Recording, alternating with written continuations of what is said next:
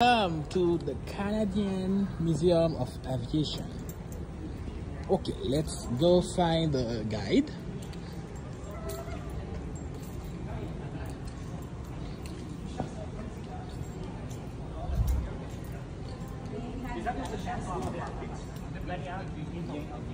En plus, c'est en français.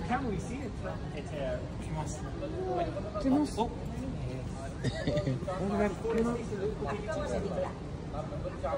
Vous avez dit Terence? Clémence. Ah. Clémence. Anglais, français? Français, anglais pour lui, français pour moi, mais français ça va. Français, ça va? Ok. Si vous voulez une explication en anglais, disez-moi et je le ferai. Ok. Non, mais il va travailler son français, hein, n'est-ce pas? Non. Non. Le Camel est doté d'un moteur rotatif avec une puissance de 130 chevaux. La vitesse maximale de cet avion, c'était environ 120 000 par heure. Ok. En termes de maniabilité, le Camel était la meilleure chasseur dans la gare. Comme vous pouvez voir, l'avion est très petit. Tout le poids est directement en avant. Nous avons le moteur, le pilote, les armes, ainsi que le carburant situé dans les premiers 7 pieds du fuselage. En addition à sa taille réduite, le moteur, c'est un moteur rotatif.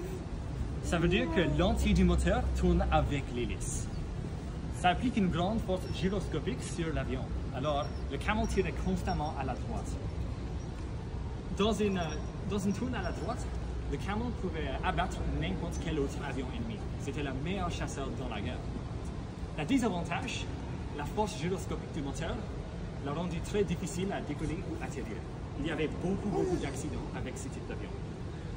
On disait que les pilotes du Camel recevaient soit une croix de Victoria, une grande décoration militaire ou une croix en bois. Ils seraient tués dans un accident.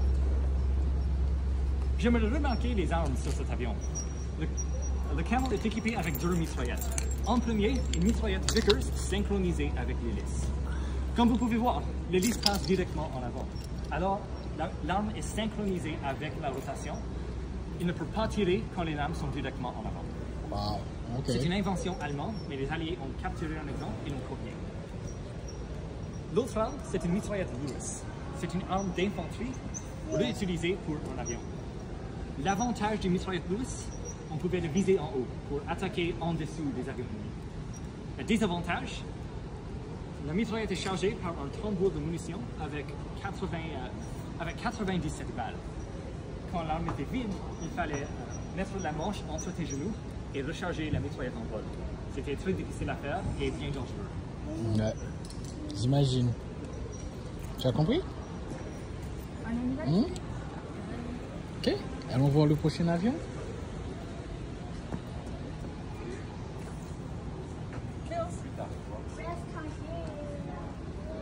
Viens, approche.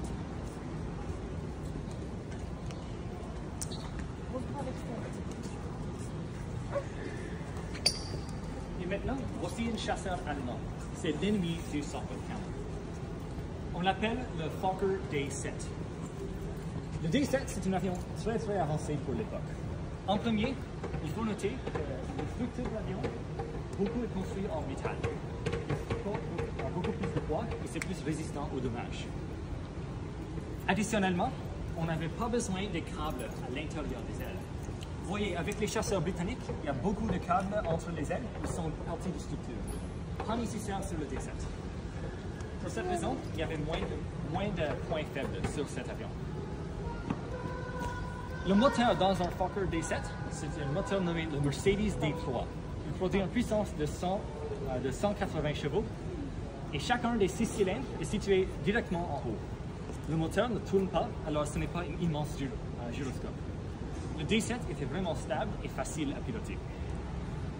La performance était merveilleuse dans tout aspect. L'avion était rapide à toute altitude, une vitesse maximale d'environ 134 000 par heure. Il faut aussi noter les armes. Il y avait 2 mitraillettes Spandau juste directement en avant de l'habitacle. Et l'avion était très maniable. Un peu moins que le Camel, mais c'était proche. Mais à la fin de la guerre, le D7 perd un peu de son avantage. Il faut rester sur l'autre côté du tube, s'il vous plaît. Merci beaucoup. Et par rapport à l'hélice pour l'arme, Pardon? par rapport à les hélices pour l'arme, Oui, ils sont synchronisés, Synchronisés avec la aussi. rotation. Ok. Oui. À la fin de la guerre, les Allemands avaient peur de ressources. Notamment, ils avaient très peur de l'huile pour leur moteur. Alors, ils commencent à utiliser l'huile des légumes dans leur moteur. Un Mercedes D3 peut fonctionner avec l'huile du légume à l'intérieur. Okay. Mais ils n'aiment pas ce type d'huile. Alors, à la fin de 1918, il y avait très peu de ces avions qui pouvaient être mis en service à n'importe quel jour. Okay. Malgré ça, les Alliés étaient encore très peur de ces avions. Quand les Allemands ont signé le traité de Versailles en 1918, ils étaient interdits de produire ou opérer ces avions. Le D-7, c'est le seul avion mentionné par nom dans le traité de Versailles. Après la fin de la guerre, le D-7 a vraiment mis un standard pour tous les autres chasseurs et les avions militaires.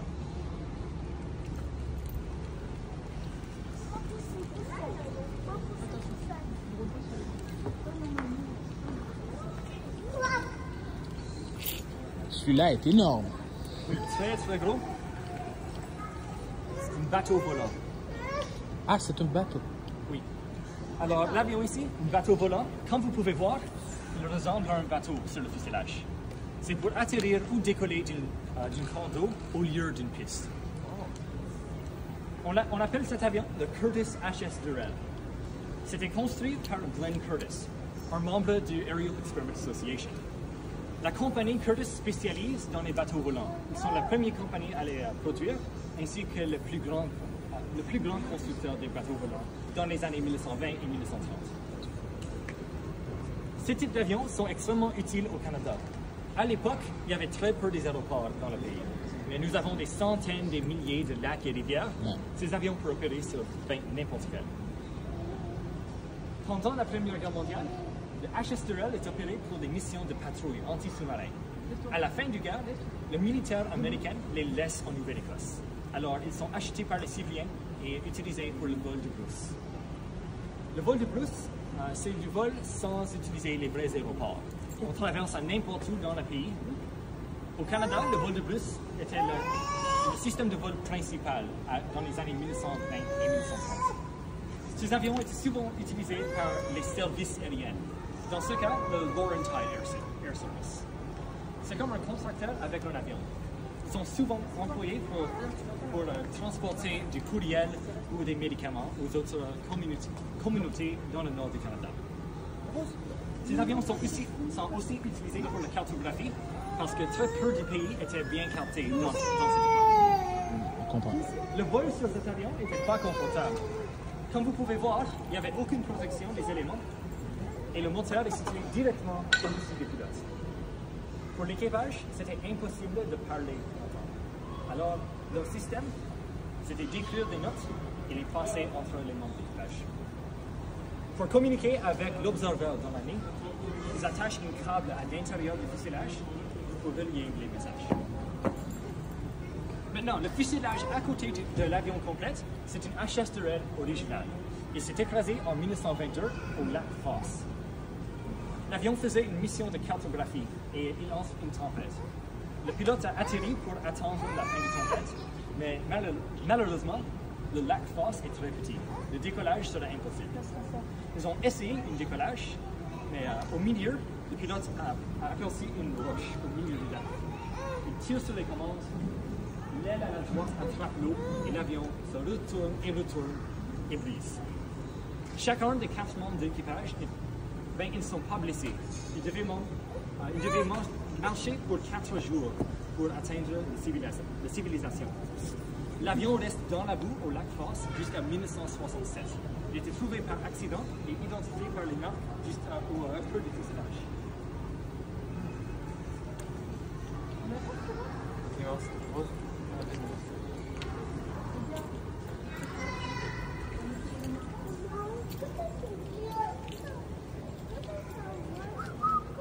Let's go. Oui, c'est ça qu'on Alors, On va là-bas. on continue le tour. On vient d'écouter les explications. Clémence. Clémence, tu veux que je me fâche? Est-ce que tu veux que je me fâche?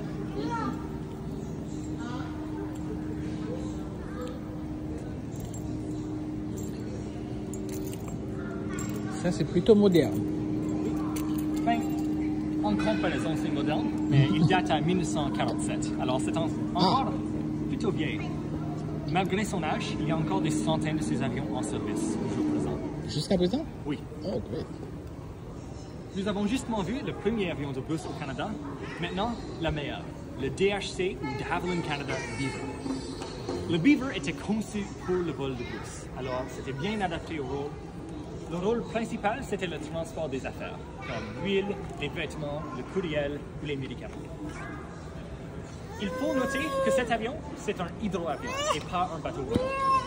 Sur un bateau volant, le fuselage c'est en forme du coque d'un bateau. Il peut seulement atterrir sur un cargo. Avec un hydroavion, on peut voir les flottes ici, mais c'est possible de les enlever et les remplacer avec soit des roues ou les skis. Pendant son service, cet avion a utilisé chacun, les roues, les skis et les flottes. Le Beaver était conçu au Canada en 1947 et celui-ci, c'est le prototype, le premier Beaver construit au monde. Wow. Nice. Initialement, il y avait très peu d'intérêt dans le Beaver.